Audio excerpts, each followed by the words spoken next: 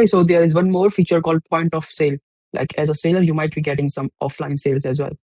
So when you get an offline sale, you can just mm, manually show a sale on your dashboard. So in order to do that, go to the advanced mode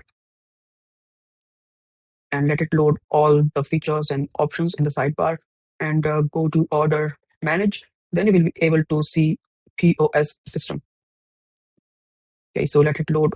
Okay, so when you have some offline sales, when you get some offline sales, so when just let's say for an example, you got an offline order for anti-acne face wash and a 2% salicylic acid face serum. And if you have the products with you, you can just simply tap on self ship. But if you want us to fulfill the order, then tap on MixinMist and fill the details, correct phone number, email address, and correct address.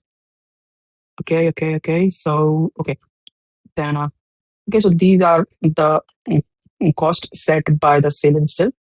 So when you tap on process sale, you get an instant receipt for the sale and sale process successfully. And you want us to fulfill the order for you, then you will have to pay the base amount for the order, the total of base amount, base price for the order, and you can keep the profit with you.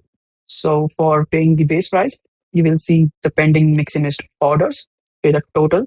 So this one's is the recent one. So you click on pay and process payment. Okay, so then you will be able to pay for the order. So these are the base cost, not the actual amount paid by your user.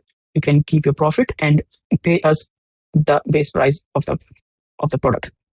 So once you have purchased, once you make the payment, then we will ship the product directly to your customer. So this was a point of sale feature.